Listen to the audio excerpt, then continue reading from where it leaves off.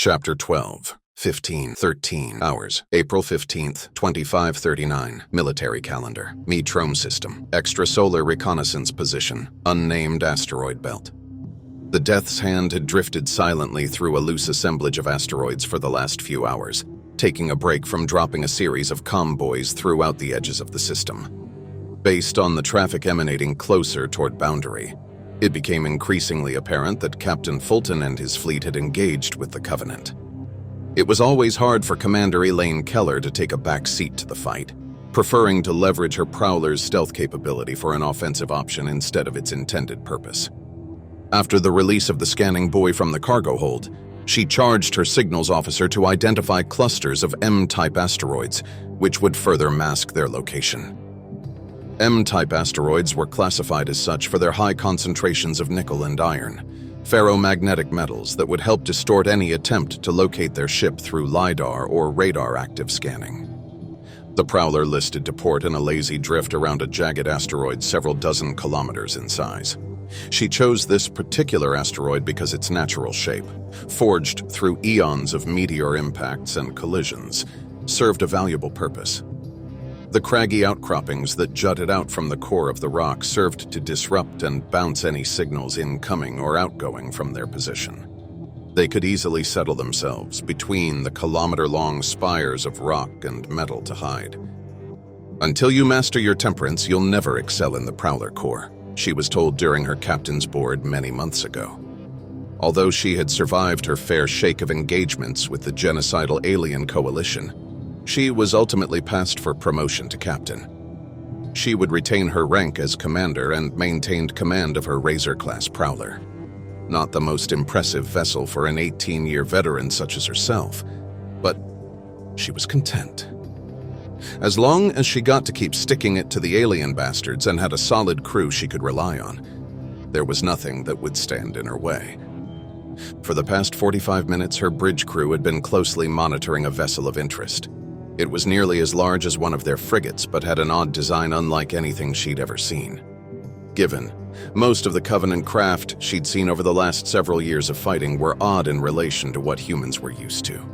Their sleek organic designs were alien in all sense of the word, but this craft was different. It had a large conical opening at one end, followed by a rounded cylindrical-shaped body with cilia-like tubes dangling on its sides like an octopus gliding through the ocean depths. During the last several minutes, her ship's long-range sensors had mapped the projected orbital path of the vessel based on current telemetry data. It seemed to undulate up and down through the gas giant's atmosphere, dipping dangerously close to re-entry at a shallow angle, then to initiate its thrusters to force itself back to a higher orbit, nearer to a loose band of hydrocarbon chains composing a loose upper atmosphere. Commander Keller turned her attention from the forward view screen, displaying a magnified speck of space and centered on the odd vessel, ignoring the childlike argument developing between two of her officers. "Lieutenant Stafford speculate," she said to her intelligence officer. Since the discovery of the Covenant craft, the bridge crew had begun a feverish debate on what the ship's true purpose was. For the past few minutes, Lieutenant Stafford had argued that the vessel was not only a non-combatant, but that he had also proof that its purpose was entirely different from the offensive battleships they were used to seeing. His hypothesis, however, had fallen on deaf ears around the Prowler's cramped command deck. Commander Keller had allowed the theatrics to play out long enough. "Ma'am." The intelligence officer stopped his argument and swiveled his chair toward a set of display monitors to his left. The calculations, sensor data, and telemetry readings of the gas giant scrolled across two of the three screens with a third, showing the silhouette of the girthy vessel. The vessel has no visible weaponry and a very limited picket squadron of Seraphs. On all the other frigates, cruisers, or corvettes we've ever reconnoitered, this one is unique. He pinched the holographic display of the alien vessel and flicked his wrist to the right, enlarging the image onto the main view screen. The electromagnetic signature of the craft now overlaid the actual, magnifying the image of the craft in real time. There are no plasma cannons or ventral beam as the others have. This craft apparently only has a handful of point defense laser projectors and a modest-sized hangar bay, relative to what the UNSC had encountered before. What was the most interesting and what I was trying to tell Ensign Byrd here? He trailed off, manipulating the display once again, this time with a spectroscopic analysis. Is that I just received new data from our slaved Clarion drone we left closer to Boundary's star yesterday. Commander Keller gave a curt nod to the lieutenant, signaling him to continue his argument. As part of standard reconnaissance protocol, I initiated a transit spectroscopic analysis of all bodies in the local system, including Boundary, just in case. Lieutenant Stafford was referring to the method of measuring chemical compositions of any exoplanet in the Prowler's sensor suite. When an exoplanet would pass in front of its host star from the observer's point of view, a small fraction of the stellar light would pass through the observable exoplanet's atmosphere, where molecules would absorb the light of some wavelengths, while light of other wavelengths could pass through unhindered. By measuring the fraction of stellar light able to penetrate the atmosphere at different wavelengths, the chemical composition of the atmosphere could be inferred. Here are the results on the analysis of the gas giant currently being orbited by our mysterious visitor. He finished his sentence, and a list of trace elements and hydrocarbon chains scrolled on the main display. Commander Keller scrutinized the list. Finding nothing unusual, she furrowed her brow in budding frustration. Your point, Lieutenant? Her frustration was stemming from a combination of complete ignorance to the Covenant's true capabilities, even after a decade of fighting, and the fact that her crew could not come to a consensus on what the craft's mission was. The readout before her was no shock to any of the officers present. It showed a high concentration of hydrocarbon compounds several kilometers above the raging storm clouds farther in the planet's gravity well, with trace amounts of methane and hydrogen helium pockets farther toward the upper atmosphere. He started again. Ma'am, first, we can surmise that this is a support craft of some type by how light the picket defenses around the vessel are. The dumb AI aboard the craft then highlighted the dark specks surrounding the vessel, reinforcing his statement. My theory is that this vessel is utilized for fuel or their weapons. Of course, we all know that their weapons, both small arms and naval, are plasma-based, and we know that both utilize ionized gas, converted to plasma, and shaped magnetically on a given vector. Look at the design of this ship. The bow of the craft has to be a collection cone of some sort. I just can't figure out the purpose of the umbilical tubes on the port and starboard sides. So what if it's for fuel? Ensign Byrd chimed in. It could be used for agriculture. It could be a mobile repair vessel. Or it could be on some unknown mission that we've never encountered before. Ensign Byrd returned to his workstation and pulled up a display of his own. Ma'am, please take a look at the situation in orbit around Boundary. He overrode the image of the bloated craft on the main display and transferred his own. Before them was a grainy time-lapse image of the previous 18 hours. It painted a grim picture for the fate of not only Task Force Lima's efforts, but also the stark situation planet-side. The first few images snapped from one of the spy drones left over near the nuclear minefield left in place, courtesy of the Death's Hand, showed the first half of the enemy's fleet arriving out of slipspace. The massive battle cruisers dominated the view screen for a few seconds, then dazzled in a brilliant light as the display winked out to darkness. And this was taken several minutes later. A few vessels of Task Force Lima managed to capture some more images before the nukes went off. The screen before the bridge crew came to life once again, showing a few damaged vessels on a determined path, straight toward Boundary's capital city of salvation. And this, he paused to let the final images sink in, was relayed to us an hour ago by the Pelium as they finished their slipspace jump from Boundary's nearest libration point to farther out the system after their initial salvo. The video playing on screen had a mixed reaction among the crew. The greenhorns grimaced as the color drained from their faces. The same ensign who found the asteroid they were currently situated in looked as if she was about to cry. Commander Keller glanced in her direction and furrowed her brow, and the junior officer straightened up, face reddening, embarrassed. One officer was near slack-jawed while the others slowly shook their heads in disbelief. Ensign Byrd, however, had 2 tours under his belt fighting the Covenant before transferring to Luna OCS to become a naval officer. He, in respect, was like Commander Keller. He hated waiting around for a fight and was, to his dismay, added to the Prowler Corps after his graduation due to an error in administration. With all due respect, Captain, why are we skulking around in the Oort cloud watching this insignificant vessel when we could be providing real-time reconnaissance reports to the Nefaris and protecting Boundary? The overzealous ensign made a valid point. Clearly, this vessel was of little consequence to the task force's mission.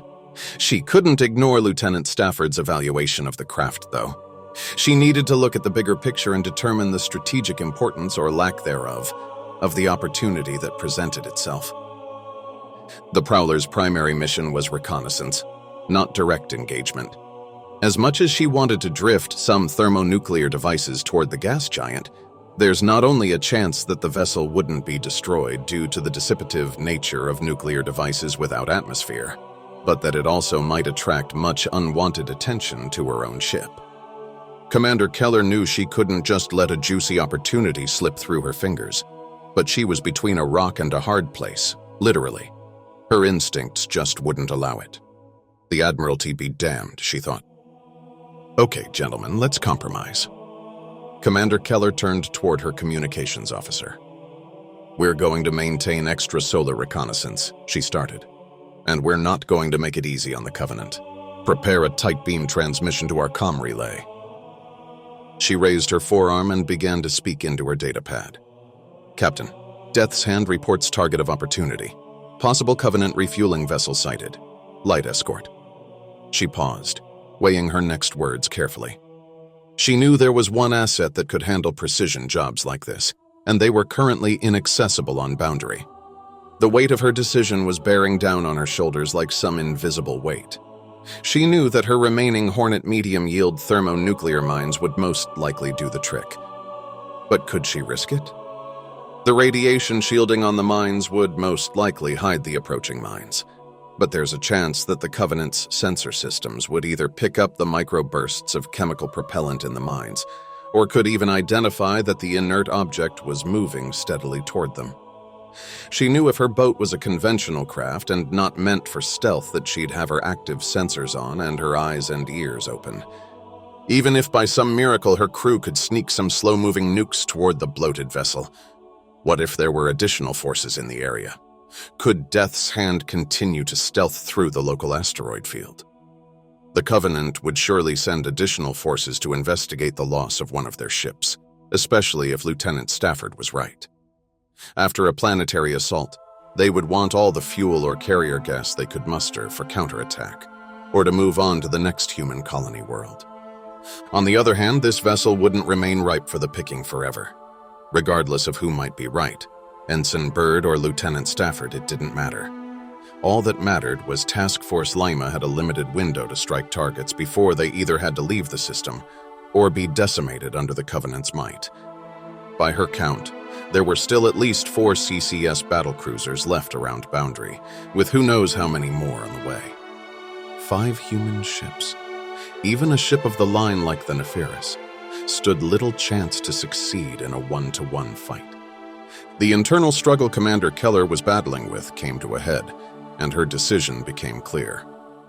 Now all that was left was to convince the task force commander to part ways with some assets currently inaccessible on a planet cordoned by a hostile force with orbital dominance. Easy, right? Death's Hand withdrawing from reconnaissance patrol and executing slip space maneuver to the far side of Resilience. Request Spartans for a tactical insertion on target of opportunity. Captain Keller out. The occasional alarm chimed in Captain Fulton's ear. His vessels had successfully jumped through slipspace after the blitzkrieg against the Covenant fleet, but at a cost. Their flagship had sustained minor damage to its starboard side. Angry jet-black scars marred several decks. Titanium A composite alloy was plating wrenched inward and still glowing a dull red from the devastating plasma torpedo impacts. Thankfully, the captain mulled over there were very few sailors on those decks. Arates reported only a handful of injuries to the crew, and double that KIA. The Dunkirk, on the other hand, fared worse. They could not react fast enough to the alien vessel's plasma lance point defense systems and sustained gashes of plasma strikes from stem to stern. Off in the inky darkness of space, Alistair Fulton could see the Hydaspes gliding toward a fellow dark object. He could only determine what these objects were from the enhanced visual suite embedded in the command deck's port view screen. The rest of his fleet had stayed behind Boundary's moon and initiated their own slipspace maneuver en masse, shortly after the Nefaris initiated their emergency jump. Aretes. Captain Fulton closed his eyes and rubbed his temples. The combination of battle fatigue and incessant planning over the last 72 hours was starting to creep at his mind. Status of repairs on the Dunkirk? They had only exited slipspace a few hours ago, but it felt like an eternity.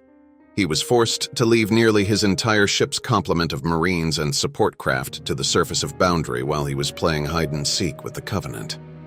Every hour they were out of action was another hour thousands of humans died. A miniature version of Aretes warmed to life to the captain's flank. He stood erect and serious, choosing to don a single clasped red toga. Gold-frilled tassels lined the edge of the chest covering, and he had chosen to wear a militant garb over his typically subdued robe and sword. The eve of battle comes to us once more, Captain. The projection slowly removed his helmet with both hands and pinned it to his side. Captain Fulton strayed a glance to a monitor to his right, keeping one eye on the port display. Dunkirk reports main engines operating at 60% capacity, and their Shaw Fujikawa drives are still operational. They suffered a misaligned fusion coil after our emergency jump, but they've since repaired it. That was good, the captain thought. They might move a little more sluggish for now, but she could still jump if she needed. If all else failed. No. He didn't want to even think about where his mind was wandering. He took his command seriously, and he had achieved all he had over the last 2 decades of naval service, not by sacrificing lives to get ahead. No. He wouldn't say it. But the grief of so many fellow crewmates lost over the years weighed heavy today. But perhaps the all-too-brash artificial intelligence Aretes read his biosigns. In a fraction of a second, he analyzed the slightly quickened pulse, spike in blood pressure, and the contraction of his pupils. I know. He trailed off. She's not in peak fighting form right now, Captain, but she can still fight. And she's got a hell of a crew. Captain Fulton continued to stare intently at the port display, lost in thought. Aretes unsheathed his sword. Omnes una mane nox, Aretes declared boldly, raising his weapon in the air as if he were about to lead a glorious charge. He lowered the sword, and a resolve and serious tone painted his orange-hued hologram. So, ready for the next volley. The AI was referring to the next phase in his guerrilla strategy. Days prior, Captain Fulton, Teal Team, Aretes, Harvest Moon, and Governor Huxley's staff on Boundary formulated a series of tactics to combat the incoming threat. On the ground, they would establish fortified hardpoints throughout the city, with Teal Team heading up irregular warfare and harassing targets of opportunity. Meanwhile, Ocasio and his fleet of remaining merchant marine craft would begin to escort people from the city, utilizing a series of underground tunnels to the eastern edge of the metropolis. From there, they would trek the hundreds of kilometers toward the shoreline of the supercontinent. Extraplanetary. The rest of Task Force Lima would conduct a series of hit-and-runs to throw the Covenant blockade for a loop. Phase 1 was complete. Captain Fulton specifically chose the Nefaris and Dunkirk for this because they were the most heavily armored. His supercarrier and a heavy destroyer provided enough tonnage to last at least one bout, or at least they had hoped when they created the plan. While he and only one of his 2 destroyers careened toward the enemy fleet with a handful of merchant craft, the last fragment of Task Force Lima secretly slipped away toward the 3rd heavenly body and system. Aretes was referring to Phase 2 of the plan, however. Since Phase 1 was, relatively speaking, successful, Phase 2 involved sending the entirety of his task force, Sans the Prowler, back into slipspace.